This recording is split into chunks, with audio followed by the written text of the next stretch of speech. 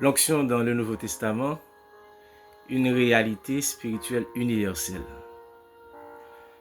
Nous voyons récemment et comment l'onction est manifestée dans l'Ancien Testament. Et notamment, une bagaille de souhaiter nous retenir, c'est que l'onction était paraître sous une forme symbolique dans l'Ancien Testament.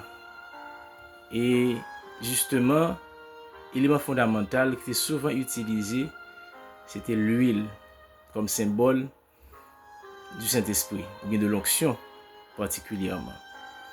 Mais dans le Nouveau Testament, nous voyons une transition qui fait côté, il peut passer de sens symbolique, c'est-à-dire l'huile qu'on mettait sous tête, on qui t'a recevoir l'onction, il était sélectif tout dans ce sens-là, parce qu'il était réservé à des catégories particulières, tant que roi, prophète, prêtre, jeune de roi, et des fois, il n'a pas appliqué à des objets. Dans le Nouveau Testament, l'onction est une spirituelle, universelle et personnelle. Il est important pour nous et songer trois en fait, aspects ça. Le fait que l'onction dans le Nouveau Testament, il est un spirituel, deux, il est universel, trois, il est personnel. Maintenant, nous allons regarder deux grandes approches sur la question onction dans le Nouveau Testament. Et par la suite, nous allons regarder l'autre aspect dans le Nouveau Testament parce que nous allons parler et présentation ça trop long. Première réalité, c'est que dans le Nouveau Testament, nous voyons Jésus-Christ le seul véritable roi. Pas oublier, nous te garder avec vous sens étymologique concept ça yo. Et dans le Nouveau Testament, nous avons un mot qui traduit onction, c'est Chrio. Et c'est de mot ça Christos sorti parce que Christ qui signifie roi, Christos.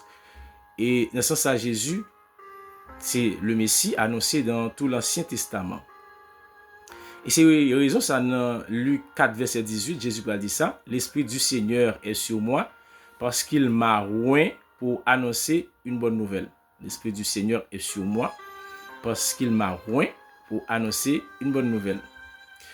Donc Jésus pas te recevoir l'huile, mais le Saint-Esprit lui-même, il était reposé sur lui lors de son baptême par Jean, que nous tous connaissons bien, selon Matthieu 3, verset 16.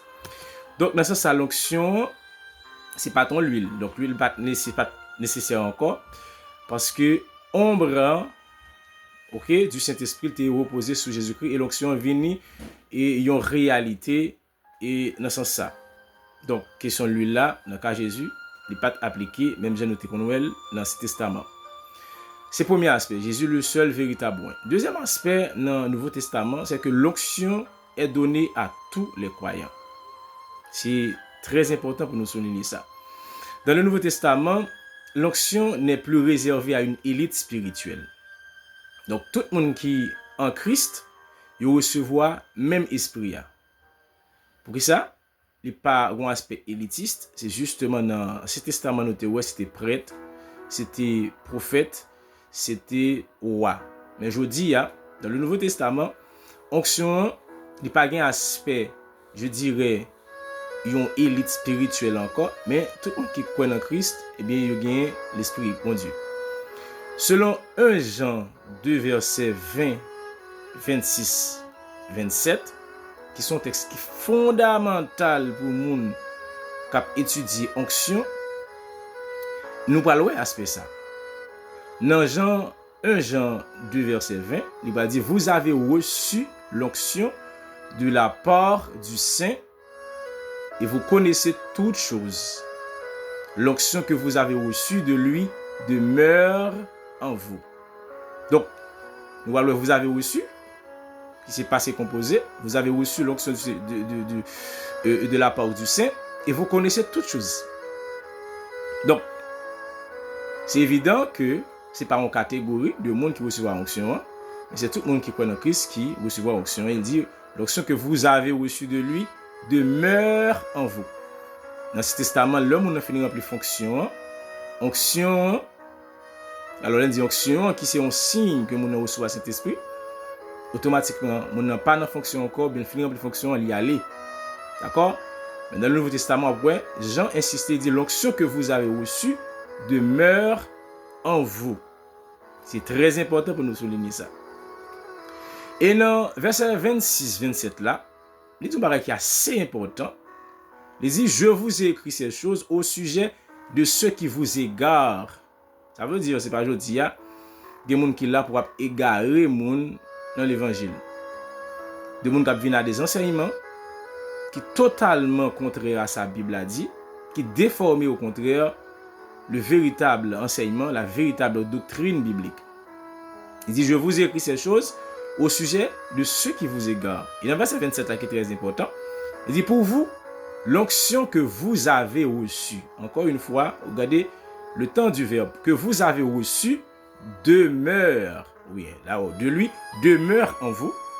Et vous n'avez pas besoin qu'on vous enseigne, pas besoin d'enseigner, dans le sens que de monde qui viennent avec des bagages qui n'ont pas rapport du tout avec sa Bible enseignée sous onction.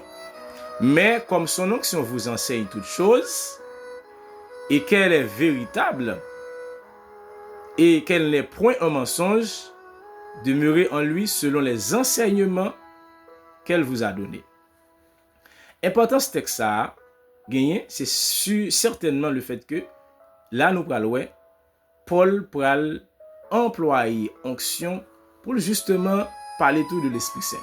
Ça veut dire que pour Jean, pardon, pas Paul, excuse-moi, pour Jean, onction et Saint-Esprit, c'est deux termes interchangeables.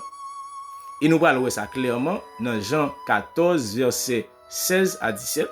Quand Jean pral dit, alors c'est Jésus qui pral justement rapporter, il pral dit, et moi je prie le Père, c'est Jésus qui dit ça, et il vous donnera un autre consolateur, c'est-à-dire par rapport à Saint-Esprit, afin qu'il demeure éternellement avec vous.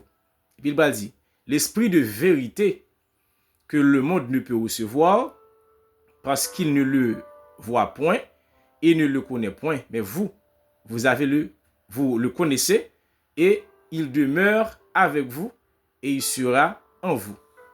Il va dire dans verset 26 là, mais le consolateur, l'Esprit Saint, que le Père enverra en mon nom, vous consolera, alors d'abord vous enseignera toutes choses et vous rappellera tout ce que je vous ai dit. Ça veut dire onction, selon Jean, avec Saint-Esprit, gagner même fonction.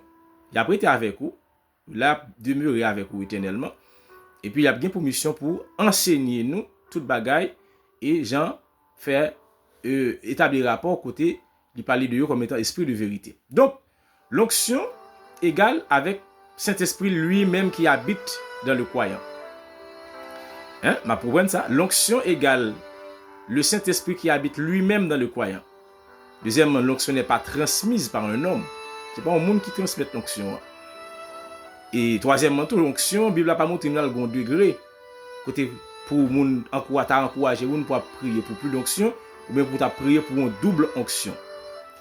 Maintenant, question à poser et n'a souhaité vous répondre nous dans le commentaire là, c'est pour qui ça jodi a, tout côté nous passer, nous gagnons des gens qui autoproclamé au prophète, qui autoproclamé au apôtre, autoproclamé au pasteur, a fait moun prier pour recevoir onction.